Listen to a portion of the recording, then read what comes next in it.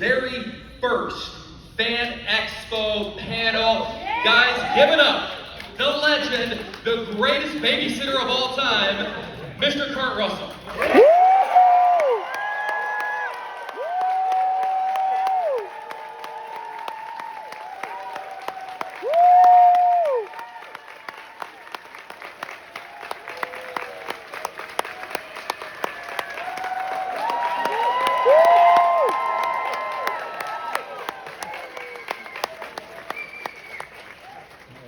Hello? You guys are fun.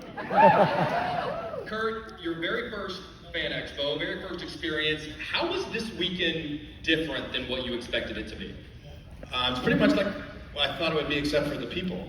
How so? Well, I've been to Comic-Con and done some things when you're getting your movie that you're doing is coming out and you're promoting it. But it's not the same concept. And all my life, you deal with autograph and the autograph seekers and that sort of stuff. And I got to a point where I was in my life and I said, I can retire from signing if I want to. And a lot of people you're signing, you're becoming their source of income. And so that level of thinking goes into your head, and it just becomes kind of a negative. You don't want to go to the airport, just get through it without the hassle of it. And so Fan Expo in my mind was kind of in that category. It was like, okay, these are people that just want to, get it and go sell it or do something, make money. I don't like that part of it. And when I say I'm surprised by the people, we love you. Very sweet. But I mean, what I discovered is that I don't really think, I always make movies and make whatever it is I do because I want to. And I hope you like it. Yeah! It's good to know. But I don't make movies for you, for what you want. I don't know how to do that. I only know how to do something I want to do that I hope you like. So when you do, that's always really fun. What's interesting about learning and Wyatt was the one, my son Wyatt said, "Pa, you need to go to one of these. I think you'd be really surprised by it." And I really have been for the last 2 days. You guys are, you're different. You're true fanatics.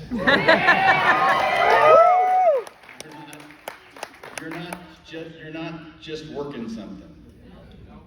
And from my point of view, it's a wonderful thing because I never really looked at it from the point of view of doing something that could be appreciated that much. And I realized how much you guys appreciate stuff like the Portland Mavericks. I love your joints. You guys are funny, you're fun, and you're very welcoming. I really want to say thank you, and thank you to Wyatt for saying to me, "Pa, you need to do this." So,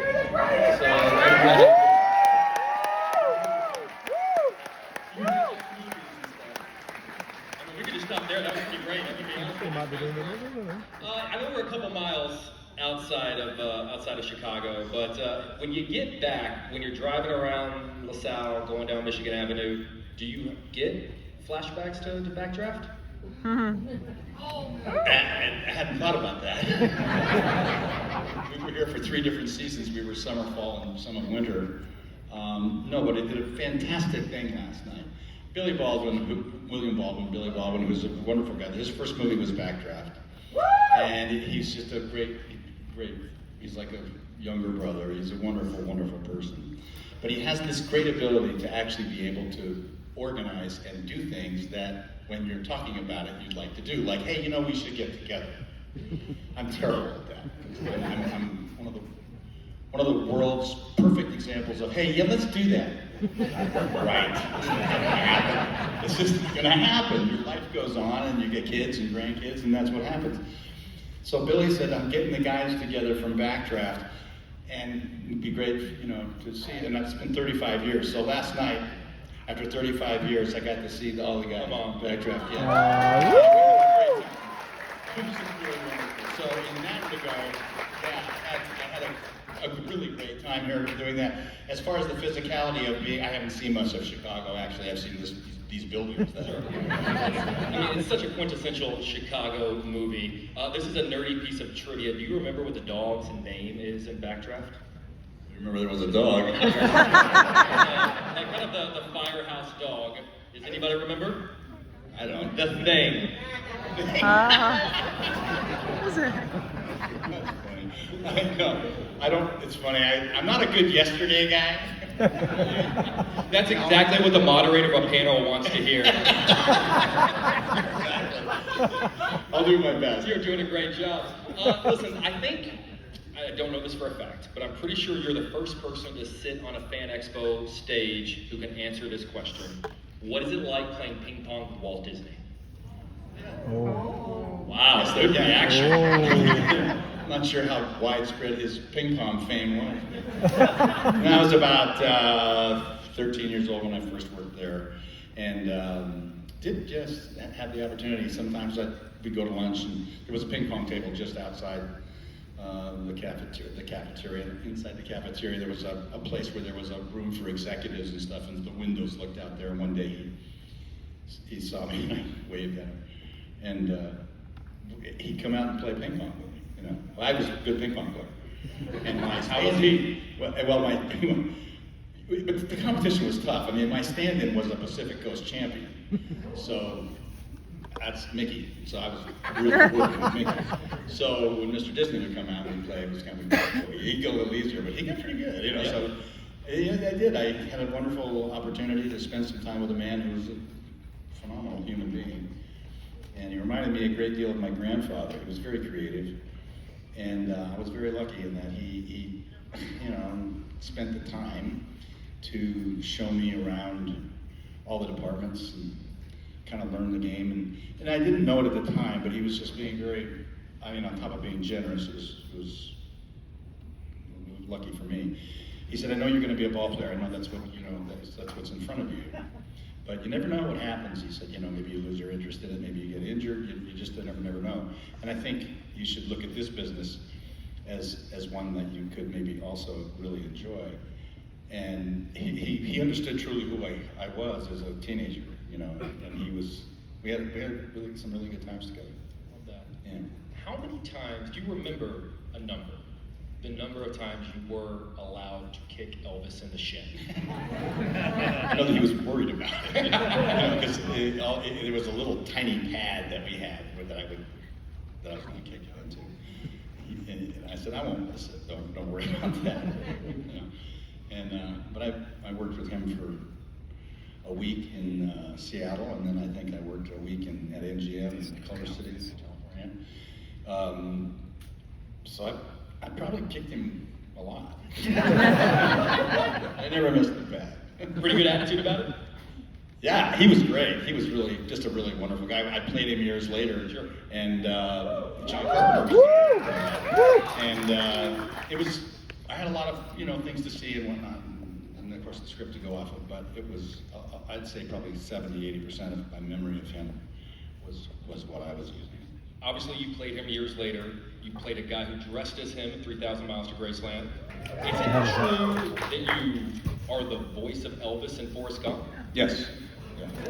Bob Zemeckis, we had done used cars together, and he said, would you do this thing for me? I said, whatever you need. What is it? He said, I've done this stuff, and I'm gonna, I'd like to have you do the voice for the guy that we shot. So I said, sure. So. That's not you on set with Forrest. That's another actor. I never knew who the actor was. I don't know who it was or why he couldn't. I don't know. I never asked Bob. Yeah. I said, what do you want me to do? I love that. I love that. So thank you, man. Is it that easy? No, I'm not going to ask you to do it in front of all. It's funny. I don't do that. Yeah. But it was like, coming up with stuff that, and when you're playing somebody, it takes you a little while to get in the groove. I'm always curious, particularly with, whether it be voices or, if someone dropped $1 billion and said, hey, turn into Snake Plissken, like... $1 billion? Okay, anybody got $1 billion? I'm working that real hard. I'll cut my eye out. That's a lot of money. Is it possible to do it like that, or is it legit like you gotta give me a minute? Yeah, no, I don't have that ability to like it, because you I don't know, you get into it, you know, and you start thinking about it, and then there's also for any character you're playing, I find that there's key words and key phrases and key thoughts that never fail you, you know, that can help you out. Like a way-in. Exactly. Yeah. When it comes to, I mean, I honestly think Snake Plissken is one of the greatest character designs of all time. That's an interesting one. It's how much of that That was tough. That was tough because I don't know why, but I quickly had a vision of what he looked like and the way he was. John had written the screenplay so succinctly that it was easy to see that. But I couldn't get the sound. And I was listening to this album from a band called Kraftwerk. From the Kraftwerk. Yeah. And it just to me, at the time, you have to go back to 1980. Of course, none of you even weren't around then. But it was like, you know, 1980, Kraftwerk was very futuristic sounding. And of course, in 1980, we were doing 1997, so that was quite far into the future, you know, for the thinking of it. And I do remember listening to Kraftwerk and then beginning to get a feel for that time period. What would that feel? And what would be the things that we could connect up to that would make sense and not get too, it would fit John's vision. And I was just reading the script and talking to John. And then Lee Van Cleef was cast. Woo! Yeah. And I just went, oh, now I know what to do. If Lee Van Cleef is going to be Hal, it's not like that.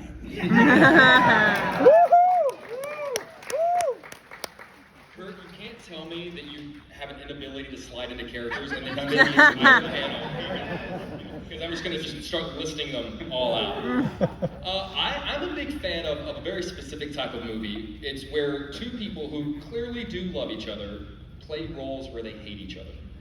And I think you and Goldie in Overboard is the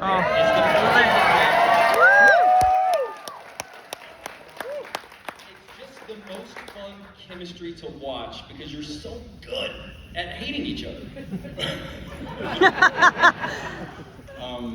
It was an interesting thing because Goldie was working with Anthea Silford, who was her partner at the time, and Goldie and I had been together for a number of years. We decided fairly quickly in our relationship that just because we were in love with each other and we wanted to live with each other, etc., it wasn't a reason to have to work together. And we didn't do similar type movies. I mean, the Goldie Hawn movies are Goldie Hawn movies, and the movies I was doing a lot at the time with John Carpenter were not, you know, long way from foul play. So it was different. I just thought of something, but it's like the first time we were together, in that, just to give you the depth of that, somebody said, you should play that movie that Kurt did. It was recent, you know, it was just before we met. And I said, I'm not so sure about that. But Goldie's mom was there. She said, I want to see it. She said, Goldie's mom was very basic, very real, salt of the earth. She had a great voice and she kind of talked. I want to see it. The movie was The Thing. And about 20 minutes into the movie, after the talk, she literally said, I'm sorry, I can't watch this. So that was we weren't doing the same kind of thing. So, but Goldie and Anthea were looking at some scripts, and Anthea said, hey, can you read this as a sample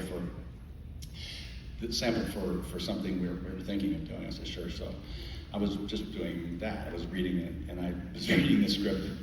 I don't forget what the working title was.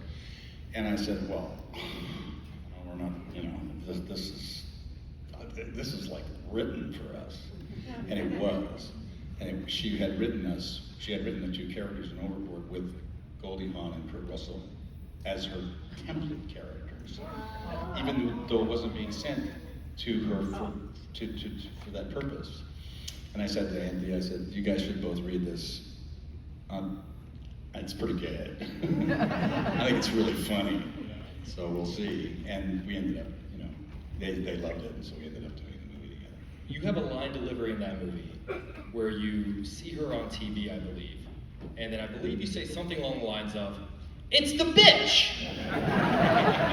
Do you ever deliver a line and then in the back of your mind go, "Yeah, that's really good"? No, actually. I surprise myself sometimes. I surprised myself in Tombstone one time. How so? There was the moment where the brothers are now the one brother was killed, and now Sam Elliott is leaving on the train. And Wyatt Earp, who was just an entrepreneur, he just wanted to make money. He was finally, this thing had come to a crushing finality of death and destruction, and everything in his life was gone wrong. And he just wanted to kill somebody. He just done with these guys. And so now we're coming up there tonight. I forget how the scene went exactly, but finally Ike is down on the ground, and I got my spur on, rip his chin with the spur. And I say, "Run, you turn." So he takes off running. And the line was, "You tell him I'm coming." And Hell's coming with me. And it just hit me like a ton of bricks, and it was a line reading that came out of my mouth that I didn't, it was like, no, it's not, but I realized the thinking that went behind it is not, "You tell him I'm coming." You tell him I'm coming. That's a bad deal. In other words, you have fucked with the wrong cowboy. Now you called down the thunder, now you got it. And that was out of my mouth came, "You tell him I'm coming," and Hell's coming with me. And it was like, yeah, I did say, that's actually what should be said. That's what it is. So I was like, I got it just in time. That's one of the great posters of all time, and the only thing I think that could make it better is the tagline, "You fucked with the wrong cowboy."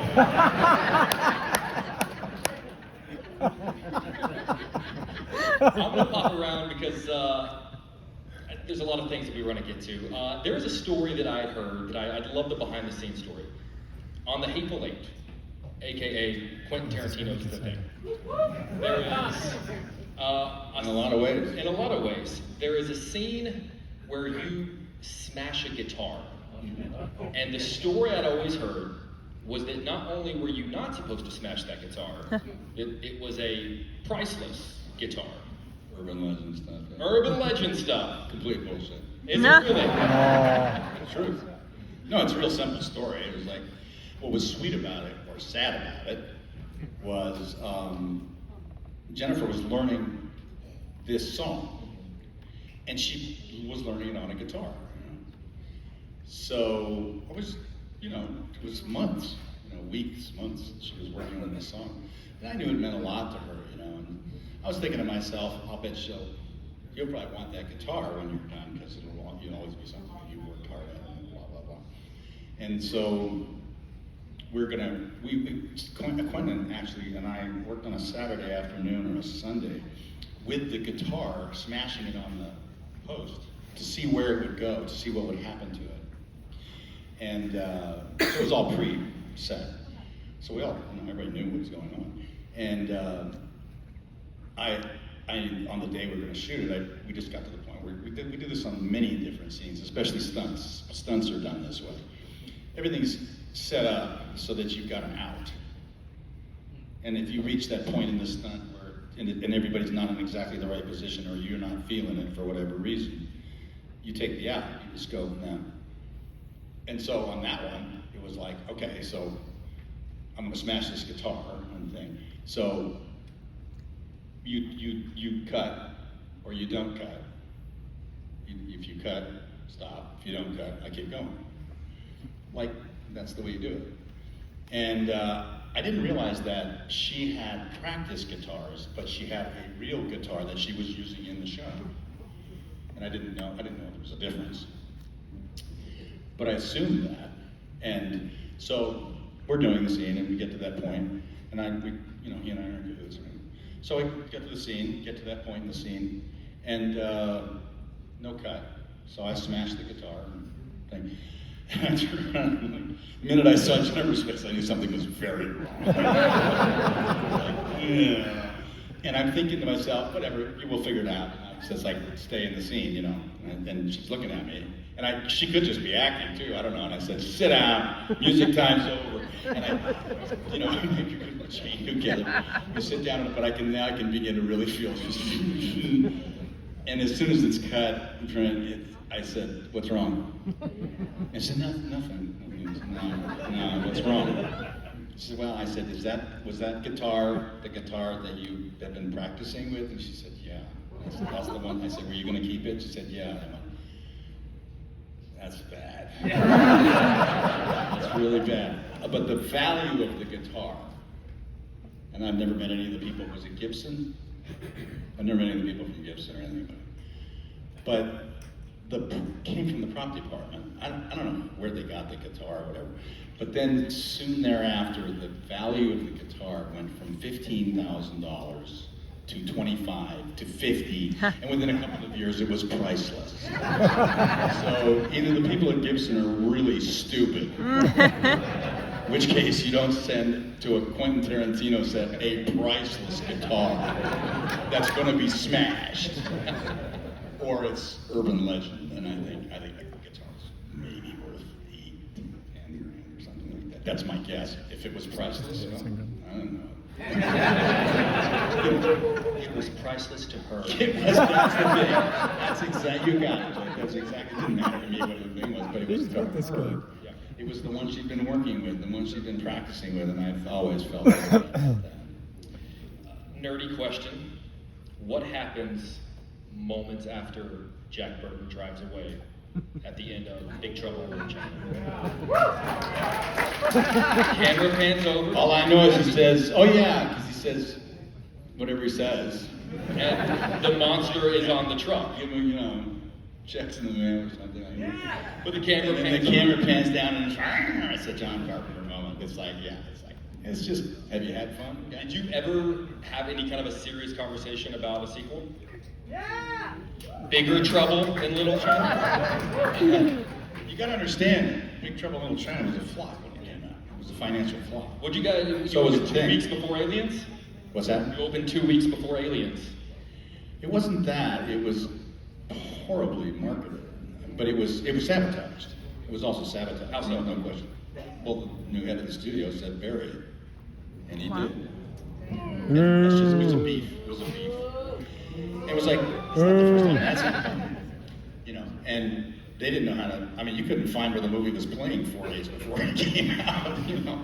It was just, it was buried, and that was the way it was. It didn't matter. What was great was that there's these things called, you know, CDs and, what do you call them, tapes, you know. And fans with good taste. Yeah. That was strange too, because when we did do some of the junket for it, before he said, you know, put it to sleep, it was one of those movies where you do the junket and some of the people were, because they loved it. They actually kind of loved the movie for the most part. And I can remember 4 or 5 people in that thing saying, how's it feel to know you're going to have the biggest summer hit there is? And it was like one of those things where you just kind of keep your humility to yourself and you say, well, you never know. I mean, you never know how it's going to go. You hope it does well. And in your mind, you're thinking, this could be really bad. And then it just did nothing. I mean, it just did nothing. And so it's like, oh, there we go. I never know. But that's sort of what that was what the feeling of that was then. So there was no immediate talk about it. There is one film in your filmography that I have not brought up yet. And I haven't brought it up because I don't think I'm the best person to talk to you about it. And the reason I say that is because, ladies and gentlemen, I would like to welcome to the stage Mr. Keith David and Mr. John Carpenter.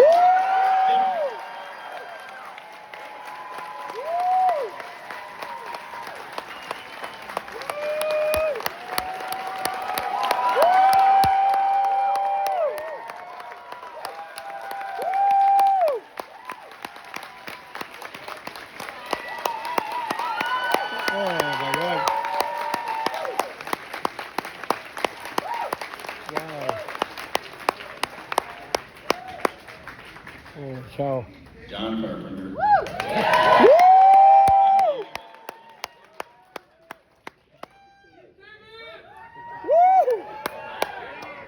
God. planned all along. Yeah, this, you got the guy who has the answers. We have all the answers. Oh. This is a bigger panel than the one we had for Halloween. Look at you guys,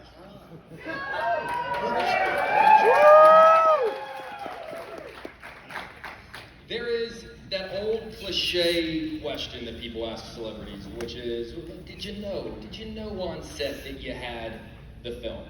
And a lot has been written about the competition that the thing was up against whenever it was released. It opened up, I think, opposite E.T. and Blade Runner. So how long did it take you guys? You talked about, Big Trouble in Little China finding an audience after the years. How long until you paused and went, shit, people found this movie and people love this movie? 15, 20 years. But there's a different answer on that one, The Thing, than on Big Trouble. They didn't bury The Thing. The Thing was so horrific at that time that it was a very difficult thing for the audience to get past what the monster looked You're like. right. It was just a hard thing for them to do. They're a bunch of assholes is what they were. They grew up. We got buried by the critics and the fans. They thought I had raped the Madonna because of the original movie, The Thing from Another World. And it's a beloved movie. I love that movie. But they thought I had done it bad. So it took years.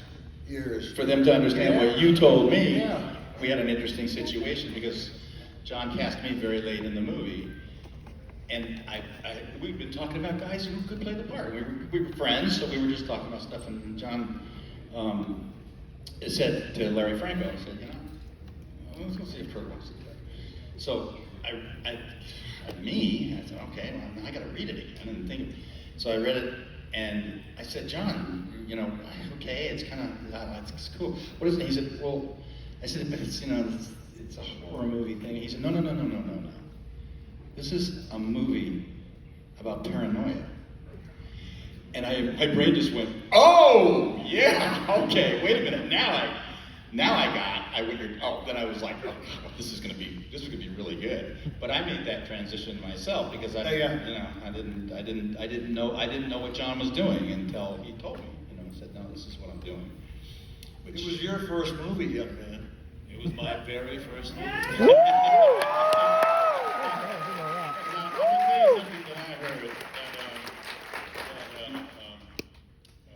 What's his name? He was on.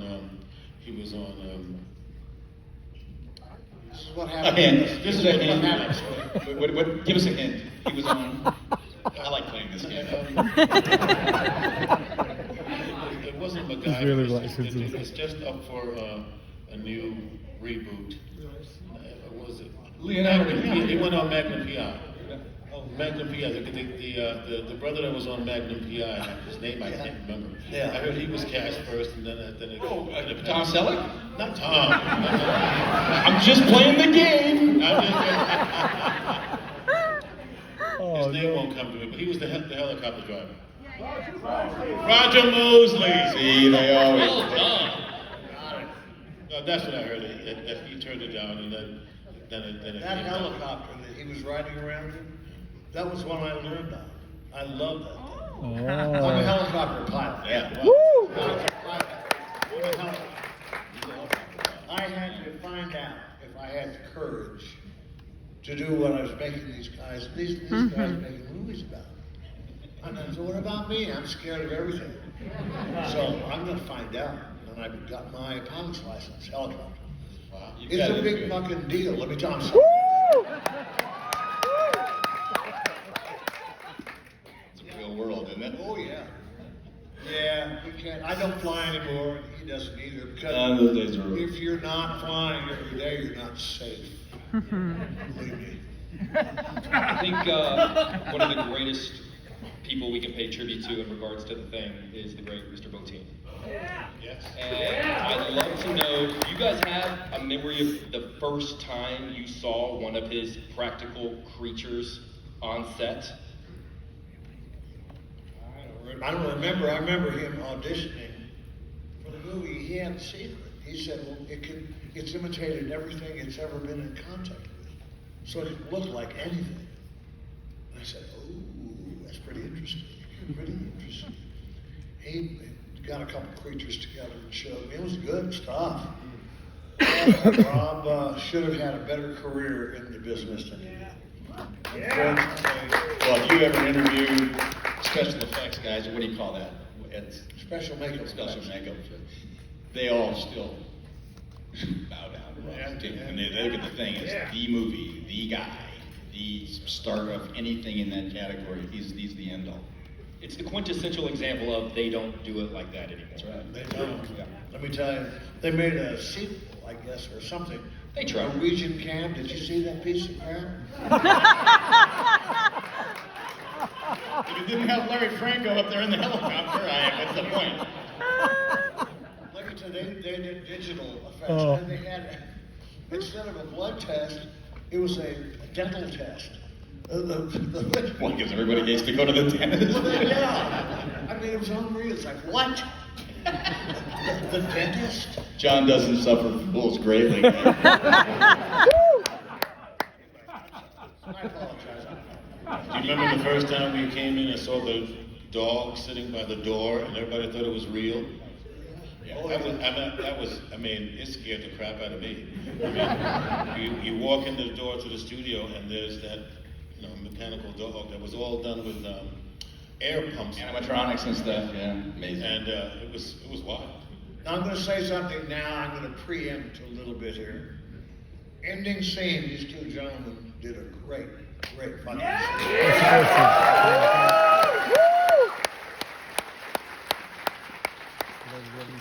Over the years, people have asked me, who was the thing? Was it McCready? Was it Child? Okay, these two had no clue. Because the thing is a perfect imitation of a human. They wouldn't know, but I know. And maybe, if you guys get your wallets out, get some money out, glad to tell you. I know he's got $1 billion. You and I spoke last year, and I started a question with Mr. David. I'd really love to ask you a question about the thing. And before I could get into my question, you went, "It's not me." My answer is, it's so if you think so. But if, Did you get asked a lot? that's the most frequently asked question that I get. Do you ever get asked that? You? They just sort of take for granted what I'm going to say, I think, which is, I don't know, let's just sit around here and see what happens. I don't know. He wrote that ending line. He wrote that ending line. This guy's really good.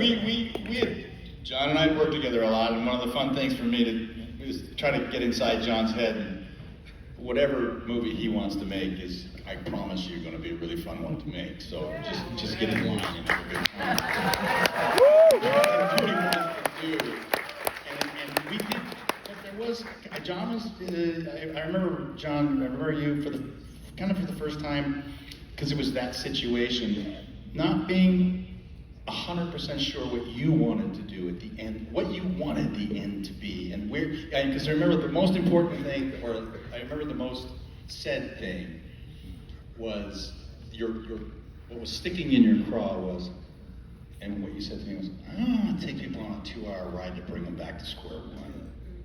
And I thought that was it's like, boy, man, I'm glad I'm not directing this movie. It's up to you, not me. I don't know, John. It's like easy to say, easy to like be a part of that. But I do remember that you were concerned about that, and then we started talking about it. But also, that movie was, of anything I've ever worked on, all the actors, Keith, you remember, we talked endlessly about what the possibilities were. We tried to figure it out, and we did everything audiences have done for how long? 40 years now, something like that. And Keith, you remember those conversations? I mean, they were Endless conversations. Finally, I do remember, listen, fellas, this is the movie we're going to make, and we're not doing it rehearsed anymore. We're not going to ask any more questions. There was some pressure from above, from the studio. They were very worried about our ending. Very worried. No, the one we shot. So I started getting... That's a good sign.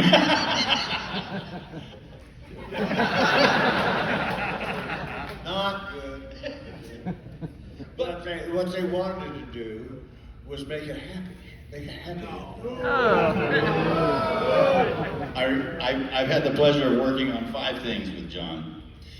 And the one thing I could always depend on, and that I always knew and never had to even think about, I never once saw John struggle between making a decision that was the commercial decision versus what was the right decision in his mind for the story. Never, it's not, he doesn't have it. You don't have that gene. He just doesn't have it. I mean, I could name names of people who do, but Go ahead. He doesn't have that. He just makes what John always did, what he thought was right for the story, the journey that he was taking everybody on. The one great thing about John Carpenter movies is, and I'm proud of you for this, and I'm proud to know you. Really lucky to have worked with you. But every John Carpenter movie is a John Carpenter movie. Yes. There's no like piecing together something that you've seen other people do in any way. It's just you made your movies, man. You made the ones you wanted to make the way you wanted to make them. The Elvis movie had a happy ending. It did. Yeah, you were doing the freeze frame deal. I mean, yeah, it was a flashback, so because we weren't crazy about doing the drugs on the toilet scene.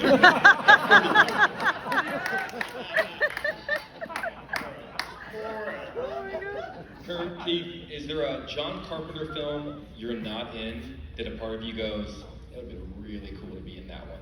No, he's not. No, he's fine with it. Good question. No, I did that fight in the alley and they lived. That's fun.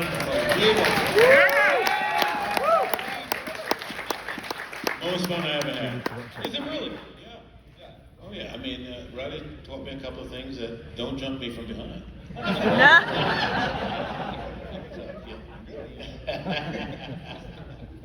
Yeah, we had big fun. We rehearsed that. We rehearsed it up the wazoo. In fact, you know.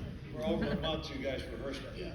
You had it down cold. It was great, except the first night that you know, most of in the movies anyway, you don't have to be close for the camera angle to read a hint.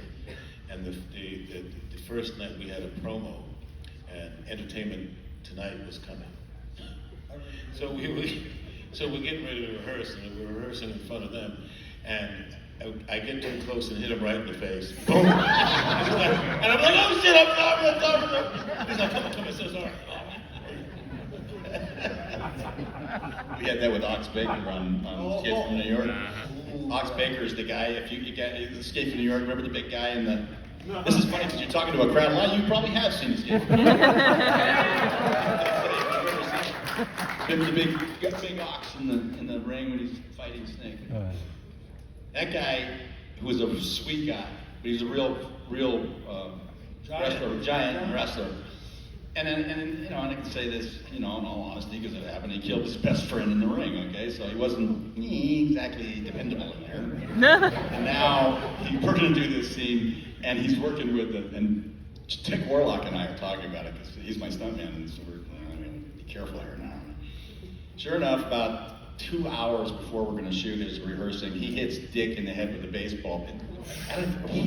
Dick, we had the bat with nails in it. I forget what he had. He had a bat. He had a bat. That's what he had, a bat. And so I turned around. Dick's Larry Franco says, "You're in there." Larry's my brother-in-law, who's his first assistant for many years. And he said, "You're in there." And I said, "Oh, they get done already." He said, "Nah, Dick walks by, he's got a baseball on his head." And it was like, okay, here we go. And it was like, we had to deal with it. I told him, I said, I was a professional baseball player. I said, "You won't even see it coming, babe." So don't get me. You were fighting for your life. I was like, literally, I said, this, I got what this is, so. But those things you had to do, and I mean, that was the great thing, is I look back now, and we had so much fun. You know it, man. We had so much.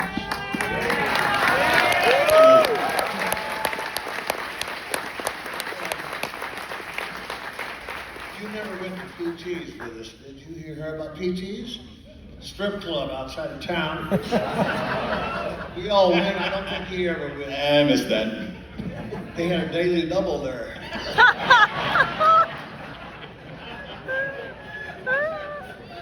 Wonderful, just wonderful. All right, guys. On that note,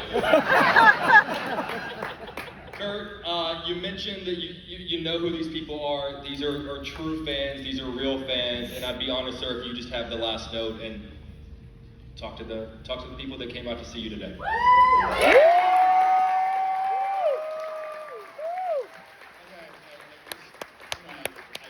I've never really talked to a lot of people who have done them, but I've talked to some, and they always kind of did talk about it a little bit differently. But I just go back to what I said in the beginning, and I gotta say, it's taught me a lesson that it takes a lifetime sometimes to learn something because you go about certain things the way you do. I've never looked at it as a particularly admirable endeavor, acting. I love it. It's a great. I can't think of a better way to make a living. You can't have more fun. But it's, in my mind, it's never been admirable. It's not something I admire. The people who do it, I don't go. Pilots, helicopter pilots, yeah, I admire what you do. You step in against a guy who throws a ball 100 miles an hour and he's going to throw a really good slider at you. I respect what you do.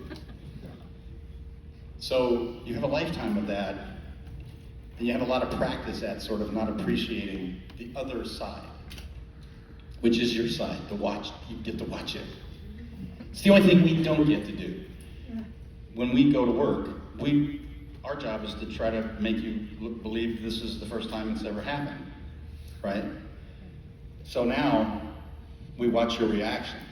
And when you enjoy it as much as you do, the lesson that I've learned is not just to pay attention to that, but I do admire that. I admire that. So, it's a long learning experience for some of us, but I do want to say thank you, and I hope you like whatever else we can come up with. Ha